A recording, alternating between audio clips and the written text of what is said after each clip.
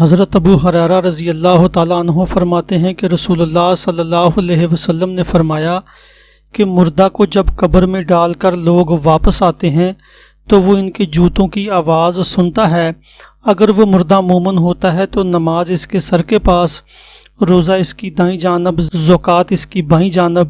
اور دوسرے نیک اعمال، صدقہ و خیرات، صلہ رحمی اور لوگوں سے اچھا سلوک وغیرہ اس کے پاؤں کے پاس آ جاتے ہیں۔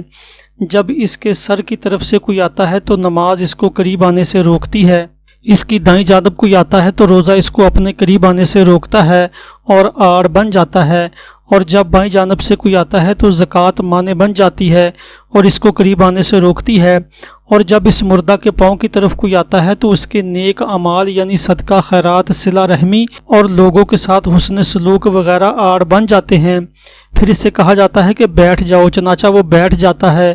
اور اس کو سورج ایسا دکھائی دیتا ہے جیسا کہ غروب ہونے کو ہے۔ پھر اس سے کہا جاتا ہے کہ تم اس شخص کے بارے میں جو تم میں مبعوث ہوا تھا کیا کہتے ہو اور اس کے متعلق کیا گواہی دیتے ہو؟ وہ کہتا ہے مجھے ذرا نماز پڑھ لینے دو۔ اسے کہا جاتا ہے کہ تم عنقریب یہ کام کر لو گے، پہلے اس سوال کا جواب دو کہ تم اس شخص کے بارے میں جو تم میں مبعوث ہوا تھا کیا کہتے ہو اور کیا گواہی دیتے ہو؟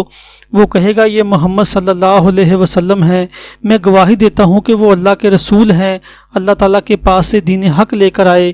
اس سے کہا جائے گا کہ اسی بات پر تم زندہ رہے اور اسی پر تمہاری موت آئی، اور انشاءاللہ اسی امر پر تم زندہ کر کے اٹھائے جاؤ گے۔ اس کے بعد اس کے لیے جنت کا دروازہ کھولا جاتا ہے، جس کو دیکھ کر اس کی خوشی اور رشک میں اضافہ ہو جائے گا۔ پھر اس کے سامنے دوزخ کا دروازہ کھولا جاتا ہے اور اس کو کہا جاتا ہے کہ اگر تو نافرمانی کرتا تو دوزخ میں تیرا یہ ٹھکانہ اللہ نے تیار کیا تھا۔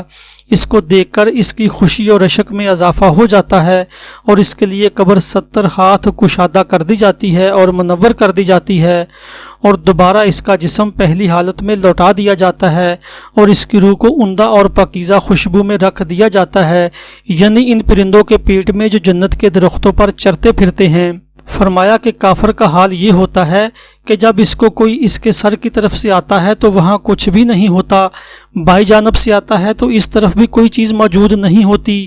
اس کے پاؤں کی طرف سے آتا ہے تو اس جانب بھی کچھ نہیں ہوتا۔ اس کو کہا جاتا ہے کہ بیٹھ جاؤ، پس وہ خوف زدہ اور سہمے ہوئے بیٹھتا ہے۔ اس سے کہا جاتا ہے کہ یہ شخص کون ہے جو تم میں بھیجے گئے تھے؟ اسے ان کا نام نہیں سوجے گا، یہاں تک کہ اس کو بتایا جائے گا کہ وہ محمد صلی اللہ علیہ وسلم ہے، تو وہ کہے گا کہ مجھے نہیں معلوم، لوگوں کو کچھ کہتے ہوئے میں نے سنا تھا، چنانچہ میں نے بھی ان کی طرح کہہ دیا تھا۔ اسے کہا جاتا ہے کہ تو اسی بات پر زندہ رہا اور اسی بات پر تجھے موت آئی اور انشاءاللہ اسی حالت میں دوبارہ زندہ ہوگا۔ پھر اس کے لیے دوزخ کا دروازہ کھولا جاتا ہے اور اس کو کہا جاتا ہے کہ دوزخ میں یہ تیرا ٹھکانہ ہے۔ اس کو دیکھ کر اس کی حسرت اور ہلاکت میں اضافہ ہو جاتا ہے۔ پھر جنت کا دروازہ کھولا جاتا ہے اور اسے کہا جاتا ہے کہ اگر تو فرما برداری کرتا تو جنت میں یہ ٹھکانہ مقام اللہ تعالیٰ نے تیرے لیے تیار کیا تھا۔ اس کو دیکھ کر اس کی حسرت اور ہلاکت اور بھی بڑھ جاتی ہے۔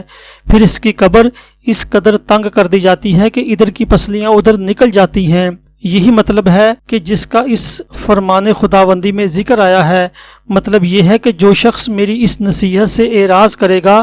تو اس کے لیے تنگی کا جینا ہوگا۔